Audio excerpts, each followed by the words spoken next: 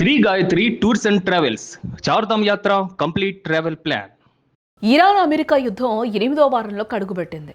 యుద్ధ ప్రభావం ఆఖరికి అమెరికా మీద పడకుండా పడింది. అగ్రరాజ్యంలోనూ పెట్రోల్ ధరలు 40% పెరిగాయి. కానీ భారతదేశంలో మాత్రం ఒక్క పైసా కూడా పెట్రోల్ రేట్లు పెరగలేదు. కనీసం చిన్నపాటి క్యూలు కూడా కనిపించలేదు. సామాన్యుడిలో పెట్రోల్ ధరలు పెరుగుతాయన్న భయమే కనిపించలేదు. ఎందుకు అంటే మన ఇండియన్ పెట్రోల్ బంకులో ఓ అద్భుతమే జరిగింది. అదేంటో నేను మీకు ఈ స్టోరీలో క్లియర్గా చెప్పే ప్రయత్నం చేస్తాను. ఈ వీడియోని చివరి వరకు చూడండి. ఫిబ్రవరి 28, 2026న ఇరాన్ అమెరికా మధ్య మొదలైన యుద్ధం ప్రపంచ ఇంధన వ్యవస్థను కుదిపేసింది కదా. ప్రపంచ చమురు సరఫరాలో 20% వాటా ఉన్న హర్ముజ్ జలసంధి మూతపట్టడంతో బ్యారెల్కు $70 ఉన్న ముడి చమురు ధర ఒక్కసారిగా $119కు చేరింది. హర్ముజ్తో సంబంధం ఉన్న ప్రతి దేశం ఇవాల్టి వరకు ఈ యుద్ధ ప్రభావాన్ని తీవ్రంగా ఎదుర్కొంటున్నాయి. అమెరికా, యూరోప్ దేశాల్లో కూడా పెట్రోల్ ధరలు 40% పైగా పెరిగాయి.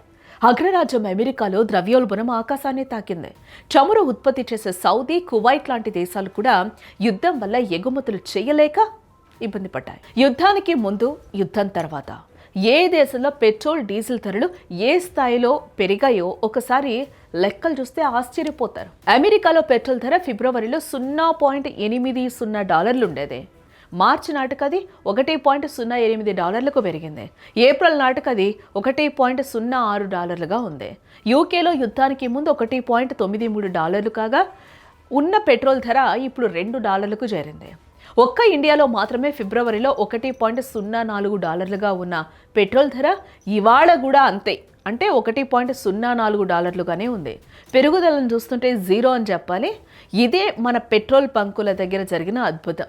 ఈ అద్భుతం జరగడానికి ఇండియా ఒక మాస్టర్ ప్లాన్ను అప్లై చేసింది. అదేంటో ఇప్పుడు తెలుసుకునే ప్రయత్నం అయితే చేద్దాం.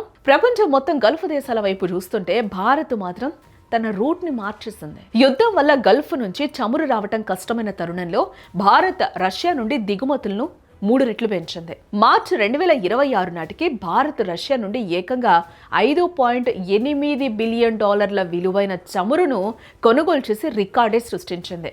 దీనివల్ల గల్ఫ్ మీద మనం ఆధారపడ్డం 70% నుంచి 60%కి తగ్గింది కదా.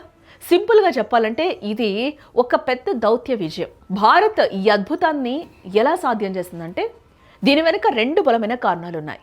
ఇథనాల్ బ్లెండింగ్ మొదటిది. 2025 నాటికి భారత్ పెట్రోల్లో 20% ఇథనాల్ కలపాలనే లక్ష్యాన్ని చేరుకుంది. దీనివల్ల మన విదేశీ మారక ద్రవ్యం సుమారుగా 1.44 లక్షల కోట్లు ఆదా అయింది.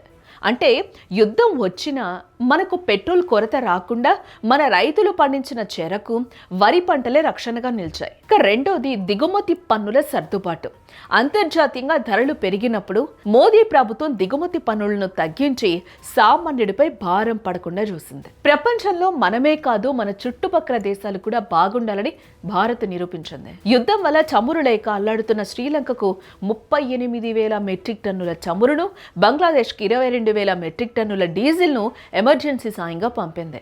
నేపాల్, భూటాన్ వంటి దేశాలకు కూడా ఇంధన సరఫరా ఆగకుండా చూస్తుంది. ఇది ప్రపంచ వేదికపై భారత్ యొక్క మానవత్వాన్ని చాటు చెప్పిందని చెప్పుకోవచ్చు. ప్రస్తుతం పశ్చిమ బెంగాల్ వంటి రాష్ట్రాల్లో ఎన్నికలు జరుగుతూ ఉన్నాయి. సాధారణంగా ఎన్నికల సమయంలో ధరలు పెంచడం ప్రభుత్వాలకి ఇబ్బందికరమైన విషయం. అందుకే ప్రభుత్వ రంగ చమురు సంస్థలు తాత్కాలికంగా నష్టాలను భరిస్తూనే ధరలను స్థిరీకరించాయి.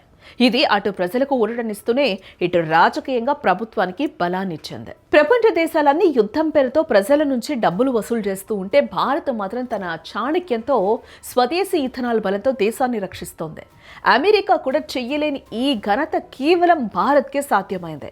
చమురు కోసం మనం రష్యాను నమ్ముకున్నా, అగ్రరాజ్యాలను ఒప్పించగలిగామంటే అది మన దేశ దౌత్య నీతికి నిదర్శనం. మీరేమనుకుంటున్నారు? అయితే ఈ వీడియో కింద తప్పకుండా కామెంట్ చేయండి.